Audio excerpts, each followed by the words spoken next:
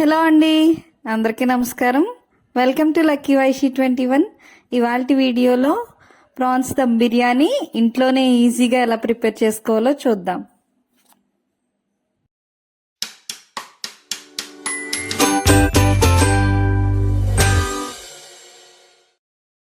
ఇక్కడ నేను కేజీ రొయ్యల్ని ఉప్పు నిమ్మకాయ వేసి బాగా కడిగేసి తీసుకున్నానండి. ఇందులో రొయ్యలు మ్యారినేట్ చేయడానికి హాఫ్ చెంచా వరకు ఉప్పు, హాఫ్ చెంచా దాకా పసుపు, 2 చెంచాల దాకా కారం, అలాగే ఒక 2 చెంచాల దాకా మసాలా పౌడర్. నేను ఇక్కడ మసాలా పౌడర్ ఇంట్లోనే చేసుకున్నానండి. దానికోసం చెక్క, ధనియాలు, లవంగాలు, జీలకర్ర, యాలుక్కాయలు, గసగసాలు 1 చెంచా క్వాంటిటీ దాకా తీసుకొని అన్నిటిని కలిపి ఫైన్ పౌడర్ కింద చేసుకున్నానండి. దీన్ని ఈ రొయ్యల్లో వేసేసి బాగా కలిపేసేయండి. ఇప్పుడు 1 చెంచా దాకా నూనె పోసి మరొకసారి బాగా కలిపి రొయ్యల్ని ఒక హాఫ్ అన్ అవర్ పాటు ఫ్రిడ్జ్ లో పెట్టుకోండి మ్యారినేషన్ కోసం. ప్రాసెస్ అంతా ఓవర్ నైట్ కూడా చేసి రెఫ్రిజిరేట్ చేసుకోవచ్చండి. 3 గ్లాసులు కడిగి నానబెట్టుకున్న బాస్మతి బియ్యానికి ఎసరు చెప్తున్నానండి. దీనికోసం 10 గ్లాసుల దాకా వాటర్ తీసుకొని 1 చెంచా షాజీరా, 4 నుంచి 5 మొగ్గలు, 4 యాలకులు, 1 చెంచా నూనె, 2 బిర్యానీ ఆకులు, 1/2 చెంచా ఉప్పు వేసి బాగా కలపండి. ఈ ఎసరు మరిగే లోపల ప్రాన్స్ గ్రేవీ రెడీ చేసుకుందామండి. దీనికోసం కళాయిలో ఒక 6 చెంచాల దాకా ఆయిల్ తీసుకోండి. ఇందులో 2 స్టార్స్, 1 చెక్క, 4 యాలకులు, 4 మొగ్గలు, 1 చెంచా షాజీరా, 2 బిర్యానీ ఆకులు, చిన్న అనాస పువ్వు, 4 మరాఠీ మొగ్గలు వేసుకొని బాగా వేయించుకోవాలి. బిర్యానీ మసాలా అంతా బాగా వేగిన తర్వాత సన్నగా తరిగి పెట్టుకున్న ఉల్లిపాయలు, చీల్చిన పచ్చిమిర్చి 4 వేసి గోల్డెన్ బ్రౌన్ కలర్ వచ్చేంత దాకా వేయించుకోవాలి. ఫ్రైడ్ ఆనియన్స్ ఎలా అయితే మనం చేస్తామో ఇది కూడా అలాగే చేయాలండి. ఆ కలర్ వచ్చేంత దాకా వేయించుకోండి. ఉల్లిపాయలు గోల్డెన్ కలర్ లోకి వచ్చిన తర్వాత 1 చెంచా పాటు అల్లం వెల్లుల్లి పేస్ట్ వేసి పచ్చివాసన పోయేదాకా వేయించుకోండి. ఇప్పుడు 1 కప్పు దాకా తరిగిన టమాటో ముక్కల్ని వేసి ముక్క మగ్గేంత వరకు మూత పెట్టి ఉడికించండి. ఇప్పుడు ఇందులోనే సన్నగా తరిగిన కొత్తిమీర, పుదీనా యాడ్ చేసి ఒక 2 నిమిషాల పాటు వేయించిన తర్వాత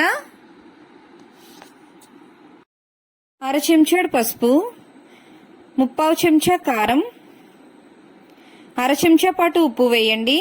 ఆల్రెడీ మనం రొయ్యల్లో ఇవన్నీ యాడ్ చేసాం కాబట్టి చూసుకుని వేసుకోండి. అలాగే 1 స్పూన్ పాటు బిర్యానీ మసాలా వేసానండి ఇక్కడ. ఇప్పుడు దీన్నంతటినీ బాగా కలిపి మూత పెట్టి 2 నిమిషాల పాటు మగ్గనివ్వండి.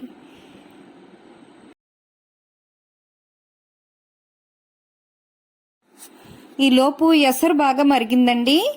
మనం అరగంట పాటు నానబెట్టి పక్కన పెట్టుకున్న బాస్మతి రైస్ ని ఎసట్లో వేసేయండి. ఒకసారి బాగా కలుపుకొని మూత పెట్టి సాల్ట్ అడ్జస్ట్మెంట్ చూసుకొని రైస్ ని ఉడకనివ్వండి. ఇక్కడ మనకి కర్రీ ఆల్మోస్ట్ మగ్గిపోయిందండి. ఇప్పుడు మ్యారినేట్ చేసి పక్కన పెట్టుకున్న రొయ్యలను తీసుకొచ్చి యాడ్ చేసి ఒక 2 నిమిషాల పాటే ఉడకనివ్వండి. ఎక్కువసేపు ఉడికితే రొయ్యలు రబ్బర్ లాగా సాగుతాయండి. 2 నుంచి 3 నిమిషాల తర్వాత 1 కప్పుడు పెరుగు దాకా కూరలో యాడ్ చేస్తున్నానండి. మీరు ఈ ప్లేస్ లో కొబ్బరి పాలను కూడా తీసుకోవచ్చు. ఏదేసినా ఒకటే టేస్ట్ ఉంటుంది. 5 నుంచి 7 నిమిషాల్లో కర్రీ సిద్ధమవుతుందండి. స్టవ్ ఆఫ్ చేసుకుని కర్రీని పక్కన పెట్టుకోండి. బాస్మతి రైస్ 80% కుక్ అయిన తర్వాత శుభ్రంగా నీళ్లు వార్చుకొని రైస్ నంతటిని ఒక పక్కన పెట్టుకోండి. రైస్ అంతా చక్కగా ఇలా పొడి పొడిలాడుతూ ఉండాలండి. అలాగే 80% దాకా కుక్ అవనివ్వాలి. ఓవర్ కుక్ అవ్వకుండా చూసుకోండి. ఇప్పుడు దలసరిపాటి కళాయిని పెట్టుకోండి. బేస్ దలసరిగా ఉంటే దమ్ అది బాగా అవుతుందండి, కింద మాడిపోకుండా. 1 చెంచా నెయ్యి బేస్ అంతా కోట్ చేసి ఒక లేయర్డ్ రైస్ వేసుకోండి. దీని మీద పక్కన పెట్టుకున్న రొయ్యల గ్రేవీని ఒక లేయర్గా వేసుకోండి. దానిపైన సన్నగా తరిగి పెట్టుకున్న కొత్తిమీర, అలాగే 4 నుంచి 5 కిస్మిస్ల వరకు వేసుకోండి. కిస్మిస్ ఆప్షనల్ అండి, వేసుకుంటే బాగుంటుంది. నాకైతే పర్సనల్ గా ఇష్టం, అందుకే నేను వేసుకున్నాను. ఇప్పుడు రైస్ అంతటినీ కూడా ఒక లేయర్ తర్వాత ఒక లేయర్ పరుచుకుంటూ దానిపైన కర్రీ వేసుకుంటూ కిస్మిస్లు అలాగే సన్నగా తరిగి పెట్టిన కొత్తిమీర వేసుకుంటూ వీడియోలో చూపిస్తున్నట్లుగా పరుచుకొని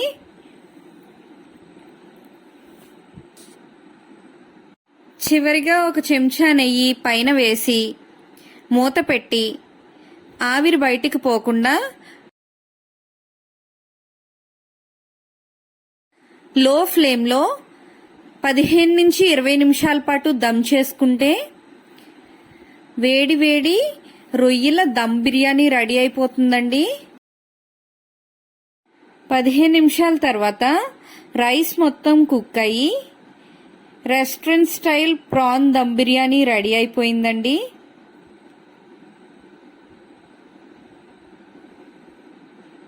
స్పెషల్ డేస్ నాడు వంటింట్లోనే ఉండిపోకుండా ఈజీగా టేస్టీగా ప్రిపేర్ చేసుకునే బిర్యానీ రెసిపీ అండి ఇది.